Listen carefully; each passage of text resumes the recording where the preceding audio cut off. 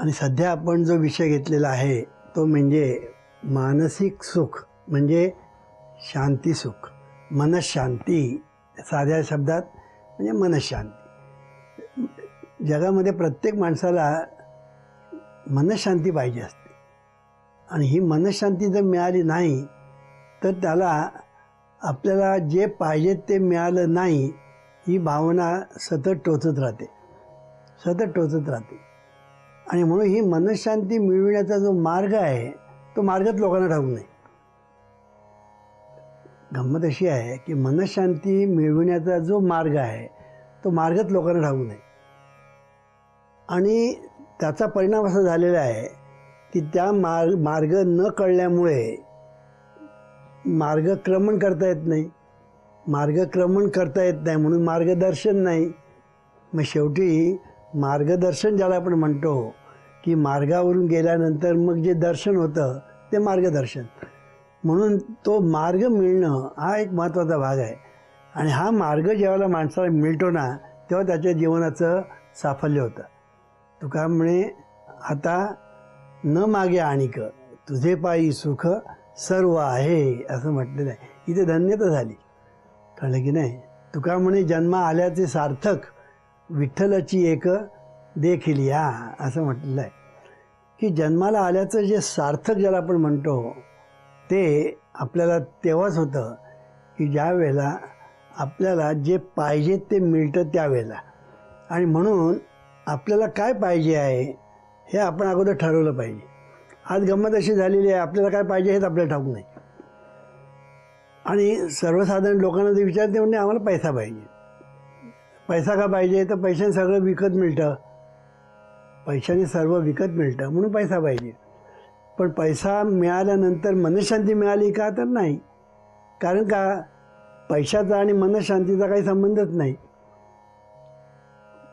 मनशांतीचा जो भाग आहे त्याचा आणि पैशाचा संबंध नाही. आणि म्हणून मनशांती जर पाहिजे असेल तर तो मार्गच वेगळा आहे. हा जो मार्ग जो आहे हा मार्ग लोकांना ज्ञात नाही. आणि ज्ञात झाला तरी त्या मार्गावरून जाण्याची कुवत अनेक लोकांमध्ये नसते. आणि म्हणून याच्यासाठी जीवनविद्येने हा मार्ग अगदी सोपा करून सांगितलेला आहे. तो म्हणजे असा की तुम्हाला जर संसार करायचा असेल आणि संसार तर प्रत्येकाला करायचा आहे. जगामध्ये मनुष्य जन्माला आला की त्याला संसार करावाच लागतो. जरी त्याने लग्न नाही केलं तरीसुद्धा त्याला संसार करावाच लागतो. लग्न न करतासुद्धा संसार करावा लागतो. कारण पोट भरण्यासाठी व्यवसाय करायला पाहिजे. व्यवसाय म्हटल्यानंतर मग सगळ्या गोष्टी आल्या, घरदार वगैरे सगळं आलंच. तेव्हा सांगायचा मुद्दा असा की संसार करणं ज्याला आपण म्हणतो, पण खरा संसार म्हणजे आपण सामान्य संसार या शब्दाचा अर्थ घ्यायचा तो म्हणजे बायका मुलांचा, कळलं की नाही. सामान्य अर्थ जो सर्व लोकांना मान्य आहे,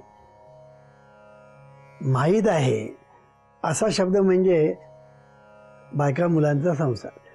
म्हणून बायका मुलांच्या संसारामध्ये राहायचं आणि सुखाने संसार करायचा ही जी गोष्ट आहे ही महत्त्वाची आहे. जीवनविद्येने ह्याला महत्त्व दिलेलं आहे. मी मागल्या खेपेला सांगितलं की पलायनवाद जीवनविद्येला मान्य नाही. की सर्व सोडायचं आणि कुठेतरी गुहेत जाऊन बसायचं, जंगलात जाऊन बसायचं किंवा संन्यास घ्यायचा वगैरे वगैरे किंवा साधू व्हायचं, हे जे मार्ग आहेत हे जीवनविद्येला मान्य नाहीत. जीवनविद्या असं सांगते की संसार हा माणसाने केलाच पाहिजे. आमच्या ज्या जीवनविद्या मिशनमध्ये जी मुलं लग्न करत नाही काही कारणामुळे त्यांना मी लग्न करायला सांगतो, कळलं की नाही. म्हणून लग्न केलं पाहिजे, संसार केला पाहिजे, आनंदाने केला पाहिजे. पण तो करणं जो आहे ना त्याला युक्ती पाहिजे. युक्तीने संसार करणं हा जो भाग आहे हा फार महत्त्वाचा आहे. आणि ते मी मागल्या खेपेला सांगितलं की युक्तीने संसार करणं याचा अर्थ एका बाजूने भगवंताशी युक्त होणं आणि दुसऱ्या बाजूने युक्तीने आपला संसार करणं, ह्या दोन गोष्टी आहेत. आता लोकांना आश्चर्य वाटेल की बुवा हे कसं शक्य आहे. हे शक्य आहे. मी नेहमी एक उदाहरण देतो ते म्हणजे आई आणि लेकरू. अगदी सर्वांना पटेल, पचेल, रुचेल असं उदाहरण म्हणजे लेकरू. लेकरू दिवाणखान्यामध्ये खेळत आहे आणि आई स्वयंपाक खोलीमध्ये काम करते. आता तिचं सगळं अनुसंधान असतं लेकराकडे आणि लक्ष असतं हातातल्या कामाकडे. बघा, हातातलं काम ती करते आहे, पण तिचं अनुसंधान कुठे आहे? दिवाणखान्यामध्ये आपलं जे लेकरू खेळत आहे तिथे. त्या लेकराने जरा क्या जरी केलं ना तरी आई आपलं हातातलं काम टाकेल आणि हॉलकडे धावत जाईल. कारण का? तिचं अनुसंधान तिकडे असतं. तेच बाप जर बसलेला असेल त्याला ऐकू पण येणार नाही. तो क्या केलं आणि मोठ्याने ओरडला. तो बाप जो वर्तमानपत्र वाचत बसला असेल त्याला त्याचा पत्ता पण लागणार नाही. कारण का? आईचं अनुसंधानच लेकराकडे असतं, कळलं की नाही? आणि ती सगळा आपला स्वयंपाक संसार करत असते. तसं जीवनामध्ये परमेश्वराच्या ठिकाणी आपलं अनुसंधान असलं पाहिजे, म्हणजे युक्त असणं. आणि जीवनामध्ये जगण्यासाठी आपल्याला कर्म करायलाच पाहिजे. कर्म कोणाला चुकलं आहे? या जगामध्ये तुम्ही जन्माला आलात की कर्म कोणाला चुकलेलं नाही.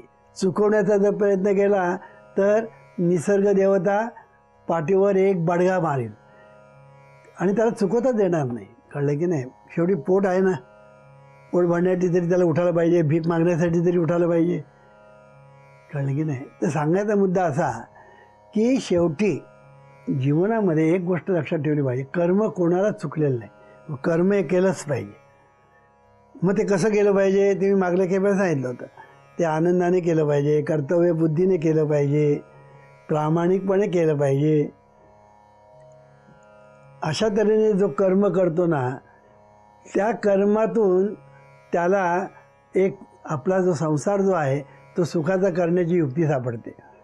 आणि दुसरं, एका बाजूने तो परमेश्वराच्या स्मरणात अनुसंधानात असला की तो त्या ठिकाणी युक्त असतो आणि त्यामुळे त्याचा परिणाम असा होतो की त्याला परमेश्वराच्या अधिष्ठानावर त्याचं जीवन चाललेलं असतं. त्या परमेश्वराच्या अधिष्ठानावर त्याचं जीवन चाललेलं असतं आणि म्हणून त्याचा संसार सुखाचा होतो. म्हणून संसार सुखाचा होण्यासाठी या दोन गोष्टी करणं फार महत्त्वाचं आहे. आणि म्हणून एक उदाहरण मी देतो म्हणजे आणखीन काय ते कळेल. कोकणातल्या लोकांना हे जास्त कळेल. फणस असतो, फणस. फणस जर तुम्ही कापलात ना तर तो चीक हाताला लागतो. फणस जर कापला तर चीक हाताला लागतो. मग लोक काय करतात, हाताला तेल लावतात आणि मग कापतात, मग चीक हाताला लागत नाही, कळलं की नाही? तसं ईश्वर स्मरण हे जर आपल्या ठिकाणी असेल ना तर संसाराचं चीक आपल्याला लागत नाही, कळलं की नाही? संसाराचा चीक आपल्या हाताला लागत नाही. पण संसार आपण फणस तर कापायचा, पण चीक हाताला लागू द्यायचा नाही, तेल लावा. तसा संसार तर करायचा पण संसारात गुंतायचं नाही. मग काय करायचं? भगवंताचं स्मरण म्हणजे अनुसंधान. स्मरण म्हणजे अनुसंधान हे लक्षात ठेवलं पाहिजे. माझेनी अनुसंधाने देख, संकल्प जाळणे निशेष, मद्याची चोख याची नाव. ऐसा मिया अथिला होसी, तरी तू माझी या स्वरूपा पावसी, हे अंतःकरणीचे तुझं बोली जात असे.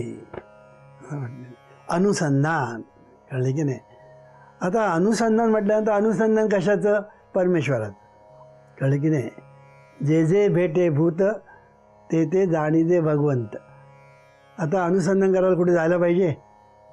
कुठे जायला नको. अनुसंधान समोर जे दिसतंय ना ते भगवंताचं रूप आणि ती वस्तुस्थिती तशीच आहे. आपल्या वृक्ष जरी दिसला ना तरी ते भगवंताचं रूप. कारण का? वृक्ष ही एक व्यवस्था आहे. वृक्ष ही एक व्यवस्था आहे आणि म्हणून त्या ठिकाणी परमेश्वर आहे. ज्या ठिकाणी व्यवस्था आहे तिकडे परमेश्वर आहे. म्हणून आपलं शरीरसुद्धा एक सुंदर अशी व्यवस्था आहे. शरीराचं जर वर्णन करायला गेलं ना तर तो एक वेगळाच प्रवचन करावं लागेल. पण शरीराचं एकंदर तुम्ही हे पाहिली रचना तर तुम्हाला असं येईल की ती इतकी व्यवस्था आहे आणि इतकी सुंदर व्यवस्था आहे. ती व्यवस्था पाहणं म्हणजे परमेश्वराला पाहणं. वृक्षाला पाहणं म्हणजे वृक्षा ठिकाणी व्यवस्था बघा. ती पानं काय, फुलं काय, फळं काय, काय सुंदर सुंदर, त्या वृक्षाची छाया काय, सगळं जर बघायला गेलं ना, तो आपल्याला ऑक्सिजन देतो, कार्बन डायऑक्साईड स्वतःच ठेवतो, म्हणजे अमृत द्यायचं, विष स्वतःकडे घ्यायचं, म्हणून त्याला शंकराचं अवतार म्हटलेलं आहे. तुम्ही पाहाल तिथे, तुम्ही जर परमेश्वराला पाण्याचं प्यायला, म्हणजे कुठे तुम्हाला जंगलात जायला नको आणि कुठे तुम्हाला गुहेत जायला नको, संसार सोडायला नको आणि काय नको. जिथे असाल तेथे अनुसंधान देवाचं. म्हणून ह्या अनुसंधानालाच महत्त्व दिलेलं आहे संतांनी. कळलं की नाही? म्हणून हे जे अनुसंधान जे आहे, हे अनुसंधान आपल्याला जमलं पाहिजे. आणि हे जमण्यासाठी थोडा अभ्यास लागतो, त्याच्यासाठी अभ्यास लागतो. आणि हा अभ्यास फार कठीण आहे अशातली गोष्ट नाही, अजिबात गोष्ट कठीण. फक्त थोडा अट्टास करायला पाहिजे. कारण विसर नावाची गोष्ट आपल्या ठिकाणी इतकी मजबूत आहे की देवाचा विसर चटकन पडतो, चटकन. त्याला काही वेळच लागत नाही. आणि संसारातल्या अनेक गोष्टी आपण आठवत राहतो. कळलं की नाही? आठवत राहतो. कित्येक वेळेला नको त्या गोष्टी आपण आठवतो, मग त्याचा काही संबंध नाही, काय नाही, काय नाही, तेही आपण आठवतो. ही गंमत आहे. आता जरुरी पुरतं आठवणं हा भाग वेगळा.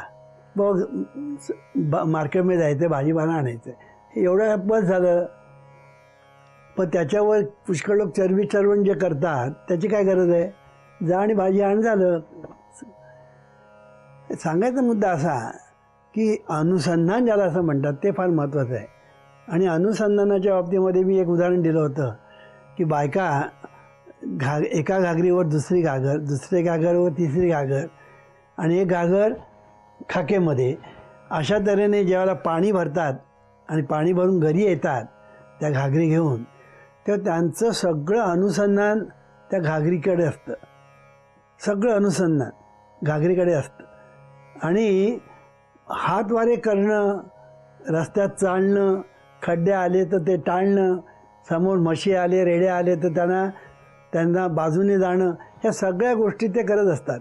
आणि पुन्हा त्यांच्या गोष्टी ज्या चाललेल्या असतात ना, त्या सासवा सुनांबद्दल तक्रारी, सुनांच्या सासवाबद्दल तक्रारी, असं चाललेलं असतं. आणि हातवारे वगैरे सगळं करत असतात. पण दुडीवर दुडी घेऊनी मथुरेच्या गवळणी, असं म्हटलेलं आहे. दुडीवर दुडी किंवा घागरीवर घागर, तिकडे अनुसंधान तिकडे असतं. म्हणून अनुसंधान जे आहे ना, ते परमेश्वराचं अनुसंधान सतत राहिलं पाहिजे. आणि हे अनुसंधान दोन प्रकारे करता येतं. एक हृदयस्थ परमेश्वर, त्याचं अनुसंधान, आणि एक विश्वरूप परमेश्वर. परमेश्वर दोन प्रकारे आहे. विश्वरूपानेही परमेश्वरच आहे, आणि आपल्या हृदयामध्ये सुद्धा परमेश्वर आहे, आणि शरीर रूपानेही परमेश्वर आहे. बघा, लक्षात ठेव. अनुसंधान ठेवायला आता काय कठीण आहे का? काहीच कठीण नाही अनुसंधान ठेवायला. म्हणजे विश्वरूपाने परमेश्वर, शरीर रूपाने परमेश्वर, आणि दिव्य स्वरूप ज्याला आपण सच्चिदानंद स्वरूप म्हणतात, तोही परमेश्वर. इतकंच नव्हे तर मन, चित्त, बुद्धी हे सुद्धा परमेश्वराचेच आविष्कार आहेत. हे सुद्धा परमेश्वराचे. म्हणून नाही नाही आन दैवत, तुका म्हणे दुसरे, या मनाशिवाय दुसरं दैवत नाही, असं तुकाराम महाराज म्हणतात. हे मी काय सांगतो आहे की अनुसंधान ज्याला आपण म्हणतो, हे अनुसंधान करायला कठीण नाही. फक्त तुम्ही जागं राहिलं पाहिजे, थोडासा अट्टाहास पाहिजे. कळे न कळे त्या धर्म, ऐका सांगतो रे वर्म, माझ्या विठोबाचे नाम अट्टाहासे उच्चार. तो या दाखविलं वाटा, जया पाहिजे त्या नीटा, कृपावंत मोठा पाहिजे तो कळवळा. की अट्टाहासाने नाम तुम्ही घ्यायला सुरुवात केली की मग हळूहळू त्या नामाबरोबर स्मरण यायला लागतं, अनुसंधान यायला लागतं. हा त्याचा फायदा असतो. म्हणून येईल तैसा बोल रामकृष्ण हरी जे तुकाराम महाराज म्हणतात, त्याचं कारण ते आहे की तू नाम घ्यायला सुरुवात कर, जसं येईल तसं घे. पण नाम घेता घेता घेता मग हळूहळू स्मरण, अनुसंधान हे तुला जमायला लागेल. आणि त्याचबरोबर तुझा संसार तोही तू करशील. आणि म्हणून याच्यासाठी परमेश्वराचं विश्वरूप दर्शन ज्याला आपण म्हणतो, म्हणजे विश्वात परमेश्वर कसा भरलेला आहे हे दर्शन घेत राहणं. आपल्या ठिकाणी शरीर रूपाने परमेश्वर आहे त्याचं दर्शन घेत राहणं आणि दिव्य स्वरूपात तो सच्चिदानंद स्वरूपाने आपल्याच ठिकाणी नांदतो आहे त्याचं अनुसंधान असणं. या गोष्टी जर आपल्या ठिकाणी असल्या ना की तुम्ही युक्त झालात, भगवंताशी युक्त झालात. आणि त्या युक्त अवस्थेमध्ये तुम्ही जे कराल तो संसार असेल, जे कराल तो संसार. आणि संसारात तुम्ही जे कराल ना ते सर्व देवाची उपासना असेल. ज्ञानेश्वरीचं सांगितलं आहे, कळलं की नाही.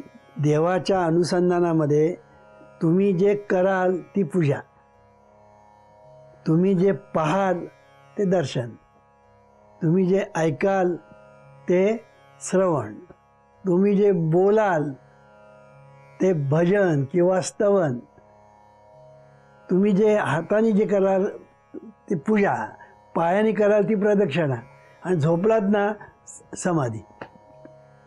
ज्ञानेश्वरीतलंच वर्णन आहे.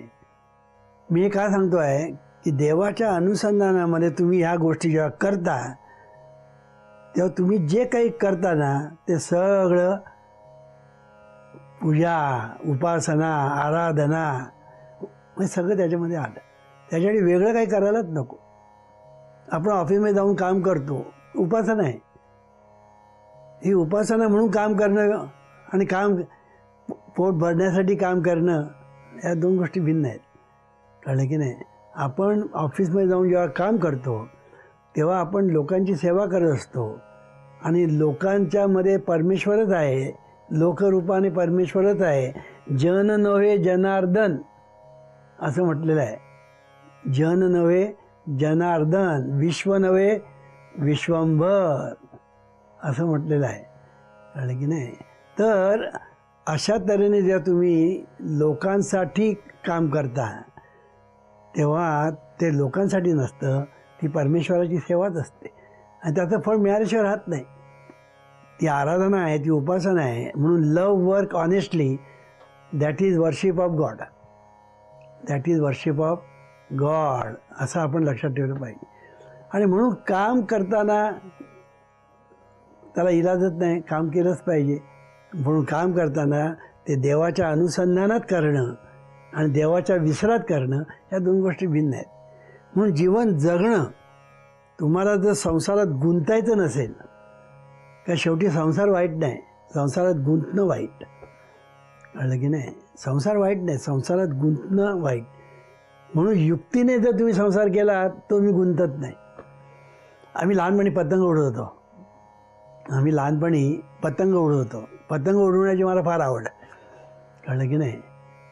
तर पतंग उडवल्यानंतर उंच उडवायचा पतंग आणि मग तो खाली आणल्यानंतर तो धागा जो आहे ना तो धागा सगळा गुंतायचा.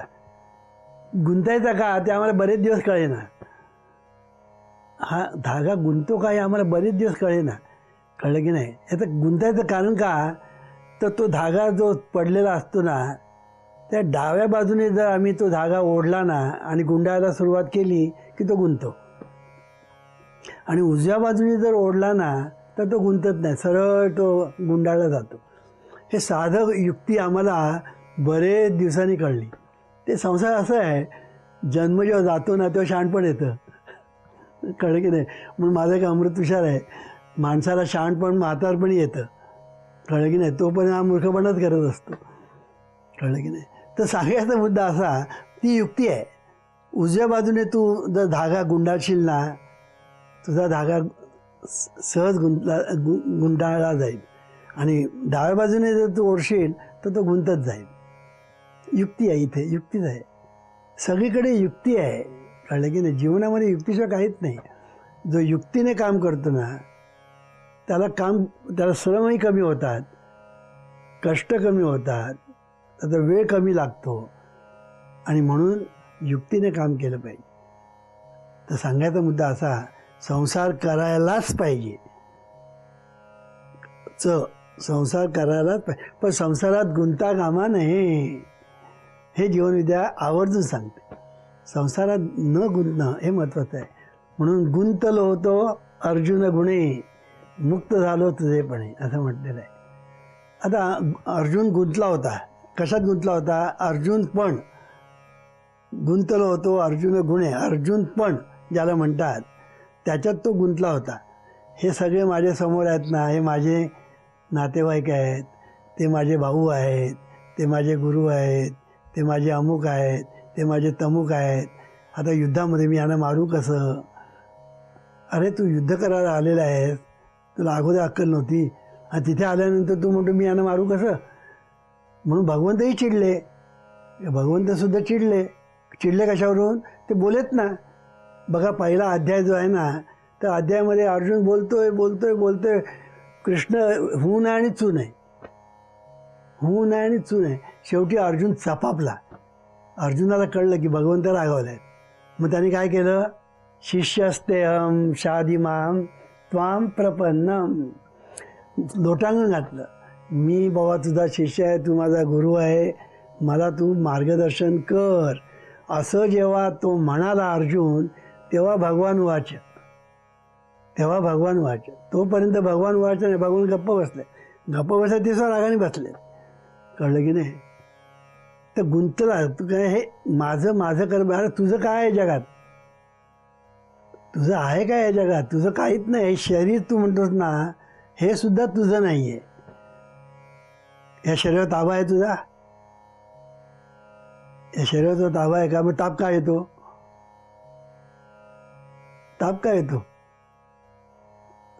रोग का होतात? ताबा आहे का तुझा? नाही ताबा. शरीरावर सुद्धा तुझा ताबा नाही आहे. तुझा कोणावरच तुझा ताबा नाही. मनावर तरी ताबा आहे? मना सांग विचार येऊ देऊ नको.